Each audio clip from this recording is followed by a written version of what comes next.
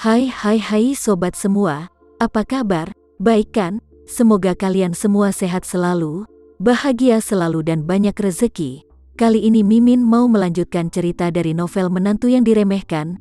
Semoga cerita ini bisa menghibur kalian semua ya, dan bisa menemani hari-hari kalian semua. Oh iya, jangan lupa bantu like dan komen ya biar Mimin tambah semangat uploadnya. Kalau begitu yuk langsung saja ke ceritanya, cekidot.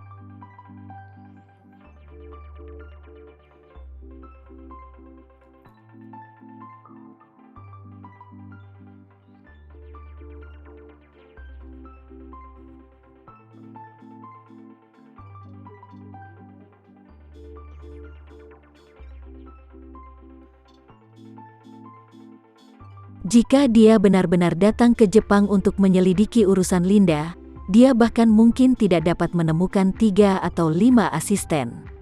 Tapi sekarang, Roni Suteja akhirnya menyadari betapa bodohnya dia. Karena dia menemukan bahwa Tama sepertinya memiliki kekuasaan yang luar biasa di Jepang.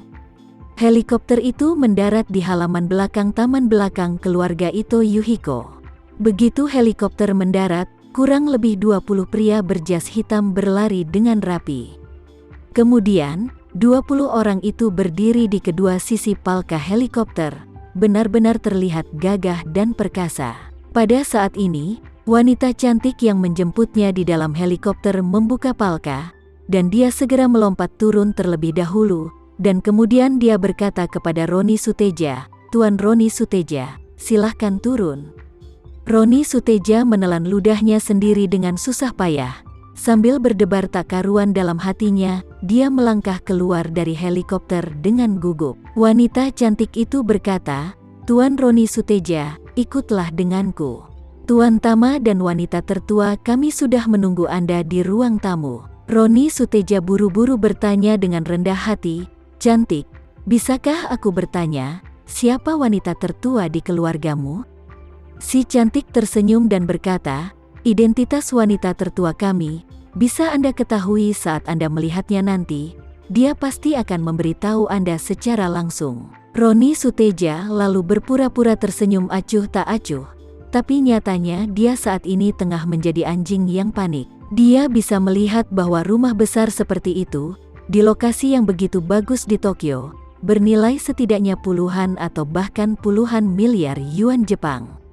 Keluarga yang bisa memiliki mansion seperti itu seharusnya lebih kuat dari keluarga Suteja. Pada saat ini, wanita cantik yang mengantarnya memberi isyarat padanya dengan isyarat mengundang, dan berkata sambil tersenyum, "Tuan Roni Suteja, silahkan ke sini." Roni yang mulai gelisah di hatinya hanya bisa menganggukkan kepalanya, menggigit bibirnya dan mengikuti apa yang dikatakan wanita cantik tadi. Dia mengikutinya melalui taman belakang dari seluruh rumah keluarga Ito Yuhiko, dan kemudian berjalan melalui koridor panjang ke pintu bergaya Jepang. Si cantik berkata kepadanya dan asistennya, "Tuan, Nona, tolong tunggu sebentar, saya akan masuk dan melapor." Roni Suteja lalu mengangguk buru-buru, "Oke, mari kita tunggu di pintu dulu." Si cantik memasuki pintu dan berkata kepada Tama dan Nanako yang sedang minum teh bersila di depan meja teh, "Tuan Tama Renza, Nona Nanako, para tamu sudah berada di sini. Bisakah saya mengantarnya masuk?" Nanako mengangguk dan berkata dengan ringan, "Biarkan mereka masuk ya."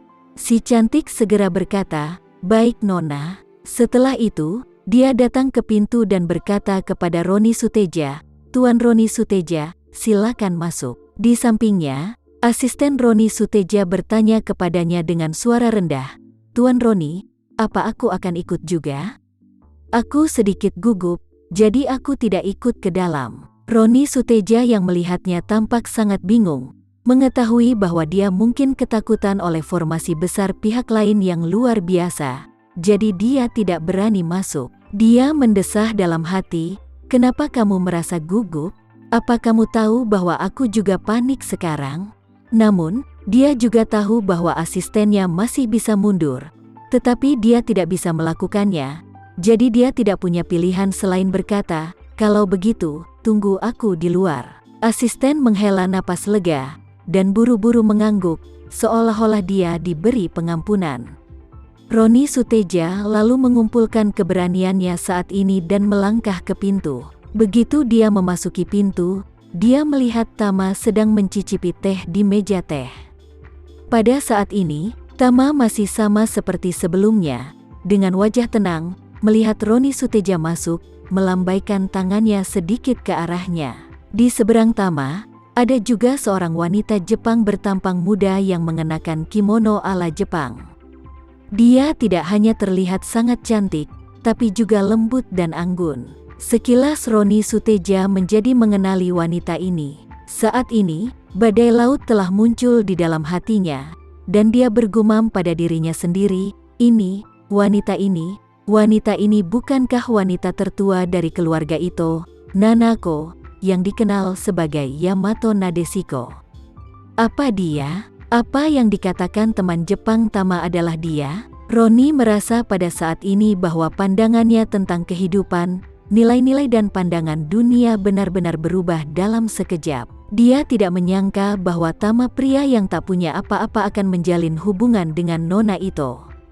Yang lebih menakutkan adalah wanita tertua dari keluarga Ito mengenakan kimono, berlutut di seberang Tama, dan menuangkan teh kepadanya dengan hormat seperti seorang pelayan. Ini sungguh luar biasa. Roni Suteja meratap dengan putus asa di dalam hatinya. Apa-apaan ini? Apakah orang Jepang juga percaya pada metafisika Feng Shui? Kalau tidak, bagaimana Tama bisa berteman dengan Nanako? Tepat ketika pikirannya penuh dengan keterkejutan dan ketidakpercayaan, Tama melihatnya masuk, seolah-olah dia telah melihat putra seorang teman, tersenyum dan melambai padanya dan berkata, "Oh, Roni Suteja, ayo, silakan duduk." Melihat wajah tenang Tama, Roni Suteja semakin bingung, dan bertanya-tanya, Tama memiliki hubungan yang baik dengan Linda, kenapa Linda menghilang begitu lama? Tama datang ke Tokyo, tapi bukannya mencari seseorang, tapi kenapa dia begitu tenang, minum teh di mansion keluarga Ito? Meskipun Roni merasa sangat bingung di dalam hatinya, dia menggigit bibirnya dan mendekati Tama dan berkata dengan hormat, "Halo, Tuan Tama." Setelah berbicara, dia menatap Nanako dan berkata dengan sopan, "Halo, Nona Ito."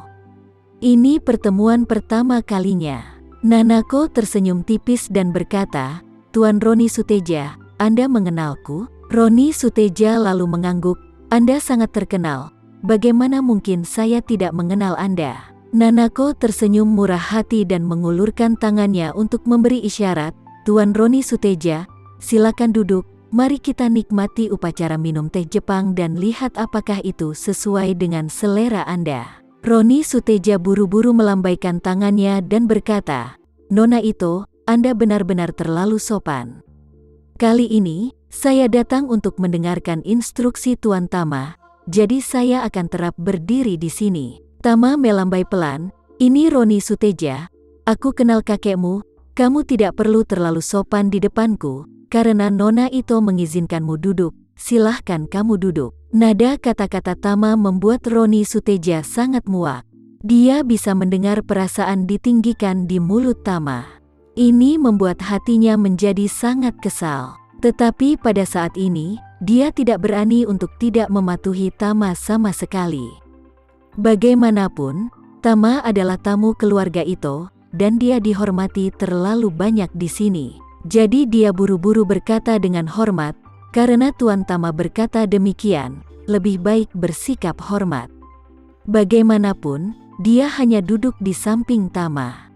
Setelah duduk bersila, Roni Suteja merasa sangat cemas, selalu bertanya-tanya jenis obat apa yang dijual Tama sehingga bisa seperti ini. Saat ini, Tama bertanya, "Roni Suteja, apa yang kamu ketahui tentang Linda? Adakah petunjuk? Katakan padaku." Roni Suteja merasakan ketakutan sedikit di dalam hatinya, tetapi di permukaan, dia mencoba untuk mengendalikannya sealami mungkin dan berkata, "Tuan Tama, jadi seperti ini. Beberapa waktu lalu Linda ingin bekerja sama dengan Nippon Steel di Jepang, jadi dia membawa orang-orang ke Jepang untuk memulai tindak lanjut. Nippon Steel dan Linda sedang bernegosiasi, tetapi sesuatu terjadi tiba-tiba tadi malam. Kendaraan komersial yang dia tumpangi menabrak tebing di pegunungan Nishitama. 3 orang lainnya di dalam mobil tewas di tempat. Tapi tubuh Linda saat ini hilang dan belum ditemukan sampai sekarang. Tama mengangguk, menatapnya dan bertanya, apa yang dikatakan polisi metropolitan Tokyo tentang ini? Roni Suteja sedikit bersalah ketika Tama bertanya tentang itu. Dia buru-buru menundukkan kepalanya dan berpura-pura dengan hormat berkata, Tuan, TMPD telah mengirim banyak orang untuk mencari di Kabupaten Nishitama, tetapi belum menemukan keberadaan Linda sama sekali. Sekian dulu ya cerita kali ini, kita lanjutkan lagi ceritanya di lain waktu. Oh iya, bagaimana menurut kalian? Semoga bisa sedikit menghibur kalian semua. Jangan lupa like, share dan komen ya. Untuk teman-teman yang baru nonton jangan lupa subscribe-nya. Hehehe, kalau ada teman-teman yang ingin gabung langganan bisa langsung gabung saja untuk dapat fitur yang menarik dan sedikit membantu Mimin. Terima kasih sudah menonton, sampai jumpa lagi, bye.